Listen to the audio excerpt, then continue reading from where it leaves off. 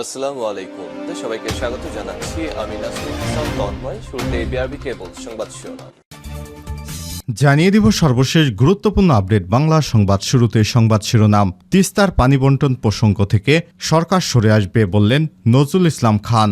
বিএনপির জাতীয় স্থায়ী কমিটির সদস্য নজরুল ইসলাম খান বলেছেন, সরকার ভারতকে ট্রানজিট নয় করিডোর দিয়েছে, আর তিস্তা প্রকল্পের কাজে ভারতের সঙ্গে রাজি হলে পানি বন্টন প্রসঙ্গ থেকে সরে আসবে সরকার। জাতীয় প্রেস ক্লাবের সামনে আব্দুস সালাম হলে বুধবার ইসলামী আন্দোলন বাংলাদেশ আয়োজিত জাতীয় সংলাপে প্রধান অতিথির বক্তৃতায় তিনি এসব কথা বলেন। এরপর জানিয়ে দিব, পাবনায় পুলিশের উপর হামলা, আহত 6। জানিয়ে দিব, কোটা সংস্কারের দাবিতে ইবি শিক্ষার্থীদের মহাসড়ক অবরোধ। সরকারি চাকুরিতে কোটা ব্যবস্থা সংস্কারের দাবিতে মহাসড়ক অবরোধ করেছেন ইসলামী বিশ্ববিদ্যালয়ের ইবির শিক্ষার্থীরা। এদিকে ঢাবিতে কোটা আন্দোলনে যেতে বাধা দিচ্ছে ছাত্রলীগের নেতাকর্মীরা। সরকারি চাকুরিতে বেতন কাঠামো নবম থেকে 13তম গ্রেডে আগের প্রথম ও দ্বিতীয় শ্রেণীর মুক্তিযোদ্ধা কোটা আপাতত বহাল রেখেছে আপিল বিভাগ। এই ঘোষণার পরপরই পূর্ব ঘোষিত কর্মসূচি অনুযায়ী শাহবাগে অবস্থানের জন্য প্রস্তুতি নিচ্ছে কোটা পদ্ধতি বাতিল ঢাকা বিশ্ববিদ্যালয়ের শিক্ষার্থীরা। তবে তাদের আবাসিক হলের কলাপসিবল গেটে আটকে দিয়েছে ছাত্রলীগের নেতাকর্মীরা। তারা আন্দোলনে যেতে বাধা দিচ্ছে। এদিকে তিস্তা প্রকল্পের বিষয়ে সিদ্ধান্ত নেবে বাংলাদেশ, বলল চীনা রাষ্ট্রদূত। ঢাকাস্থ চীনের রাষ্ট্রদূত ইয়া ওয়েন বলেছেন, তিস্তা বাংলাদেশের নদী, বাংলাদেশ তার অংশে যে কোনো প্রকল্প গ্রহণ করতে পারে, এতে কোনো প্রকল্প হবে নাকি হবে না সিদ্ধান্ত নেবে বাংলাদেশ। তিস্তা নিয়ে চীন ভারতের মধ্যে কোনো টেনশন নেই। এবং সর্বশেষ জানিয়ে দিব, এবার রাশিয়ায় নিষিদ্ধ হলো নিকাব। পশ্চিম বিশ্বের বিভিন্ন দেশে মুসলিম নারীদের হিজাব এবং নিকাবের উপর নিষেধাজ্ঞা দেওয়ার কথা হয়তো সবাই জানেন। এসবের বিপরীতে ধর্মীয় স্বাধীনতা ইস্যুতে প্রায় মুখ খুলতে দেখা যায় রাশিয়াকে। এবার সেই রাশিয়ায় নিকাবের উপর নিষেধাজ্ঞা দিয়েছে। এমন ঘটনা ঘটেছে রাশিয়ার দাগেস্তান রিপাবলিকান অঞ্চলে। স্থানীয় সেকুলার সরকারের আপত্তি ওঠার পর এমন সিদ্ধান্ত নেওয়া হয়েছে।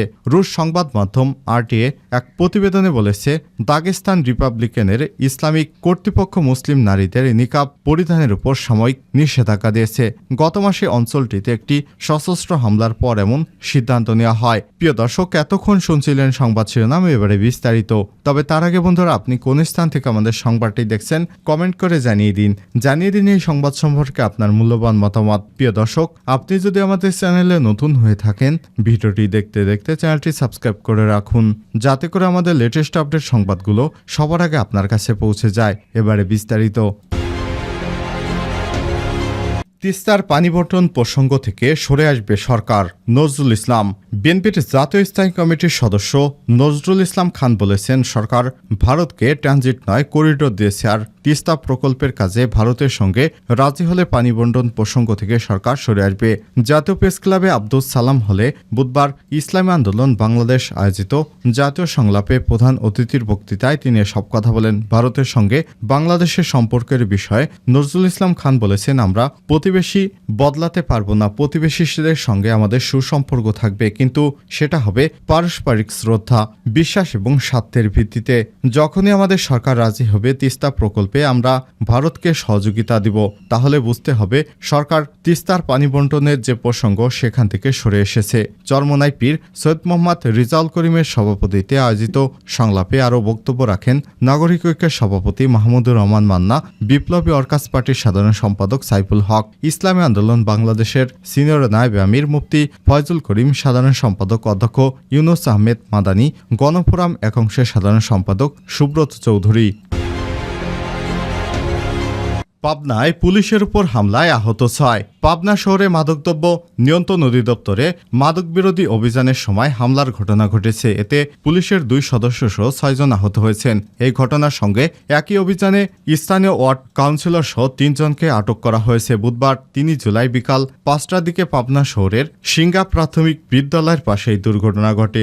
আহত এবং অন্যান্য আটককৃতদের নাম পরিচয় এখনও জানা যায়নি। পাবনা সদর থানার ওসি রওশন আলী জানান, বিকাল 4টার দিকে দিকে ওই এলাকায় পাবনা মাদকদ্রব্য নিয়ন্ত্রণ অধিদপ্তরের একটি দল অভিযানে যায়। এ সময় পাবনা পৌরসভা 10 নং ওয়ার্ড কাউন্সিলর আসাদুজ্জামান রাজীব সহ তার অনুসারীরা তাদের আটকে রাখে। খবর পেয়ে পাবনা সদর থানা পুলিশ তাদের উদ্ধারে গেলে পুলিশের উপর হামলা করা হয়। এতে মাদকদ্রব্য নিয়ন্ত্রণ অধিদপ্তরের 4 জন এবং 2 পুলিশ সদস্য আহত হয়েছেন। পরে অভিযান চালিয়ে রাজীব সহ 3 জনকে আটক করা হয়। তাদের বিরুদ্ধে আইনগত ব্যবস্থা প্রক্রিয়াধীন। মাদকদ্রব্য নিয়ন্ত্রণ অধিদপ্তরের পাবনা কার্যালয়ের এসআই জাকির হোসেন জানান, গোপন সংবাদের ভিত্তিতে ওই এলাকায় অভিযান চালানো হচ্ছিল। ওই সময় রাজীব কমিশনার এবং তার লোকজন হামলা চালায়। পরে থানায় খবর দিলে ঘটনাস্থলে পুলিশ পৌঁছলে তাদের উপর হামলা চালানো হয়। এই ঘটনায় আমাদের ঊর্ধ্বতন কর্তৃপক্ষের সঙ্গে আলোচনা করে আইনি ব্যবস্থা গ্রহণ করা হচ্ছে। কোটা সংস্কারের দাবিতে ইবি শিক্ষার্থীদের মহাসড়ক অবরোধ। সরকারি চাকুরিতে কোটা ব্যবস্থা সংস্কারের দাবিতে মহাসড়ক অবরোধ করেছেন ইসলামী বিশ্ববিদ্যালয়ের ইবি শিক্ষার্থীরা। বৃহস্পতিবার 4 জুলাই দুপুর 2টার দিকে বিশ্ববিদ্যালয়ের প্রধান ফটক সংলগ্ন কুষ্টিয়া খুলনা মহাসড়ক অবরোধ করে রাখেন তারা। এ সময় শিক্ষার্থীরা বিভিন্ন ধরনের ব্যানার, পোস্টার প্রদর্শন এবং কোটা বিরোধী স্লোগান দিতে থাকেন। এর আগে বেলা 11টার দিকে বিশ্ববিদ্যালয়ের শহীদ মিনার চত্বরে বৈষম্য বিরোধী ছাত্র আন্দোলনের ব্যানারে অবস্থান কর্মসূচি পালন করেন তারা। আন্দোলনরত শিক্ষার্থীরা বলেন, আমরা কোটা ব্যবস্থা বাতিল চাই, কোটার সংস্কার চাই। যারা কোটা পাওয়ার অধিকার রাখে তাদেরকে অবশ্যই সেই অধিকার দিতে হবে, কিন্তু অতিরিক্ত কোটা প্রদানের মাধ্যমে বিপুল সংখ্যক মেধাবীদের বঞ্চিত করার সুযোগ আমরা মেনে নিতে পারি না। এ সময় তারা দাবি আদায় না হওয়া পর্যন্ত আন্দোলন চালিয়ে যাওয়ার ঘোষণা দেন।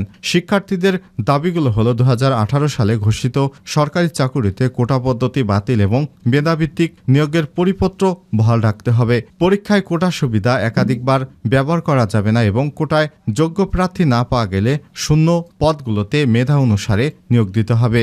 যাদের কোটা আছে জীবদ্দশায় একবারই কোটা ব্যবহার করতে পারবে। প্রতি 10 বছর পর পর জনশুমারির সঙ্গে অর্থনৈতিক সমীক্ষা করতে হবে, যাতে আমরা বুঝতে পারি কোটার প্রয়োজনীয়তা কেমন এবং কোটার মূল্যায়ন করা উচিত। দুর্নীতিমুক্ত, নিরপেক্ষ এবং মেধাভিত্তিক আমলাতন্ত্র নিশ্চিত করতে কার্যকর ব্যবস্থা নিতে হবে।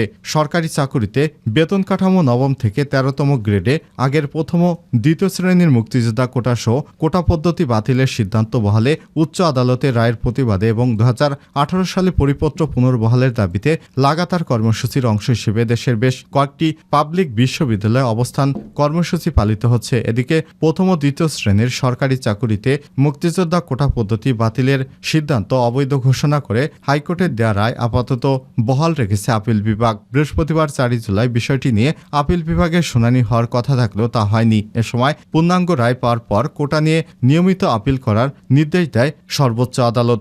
গত 9 জুন মুক্তিযোদ্ধা কোটা পদ্ধতি বাতিলের সিদ্ধান্ত অবৈধ ঘোষণা করে হাইকোর্টের রায় স্থগিত না করে আপিল বিভাগের নিয়মিত বেঞ্চ শুনানির জন্য পাঠিয়ে দেয় চেম্বার আদালত। এদিকে আদালতে রিটের পক্ষে শুনানি করেন জ্যেষ্ঠ আইনজীবী মোতাহের হোসেন সাজু। রাষ্ট্রপক্ষ শুনানি করেন attorney general M A Amin Uddin.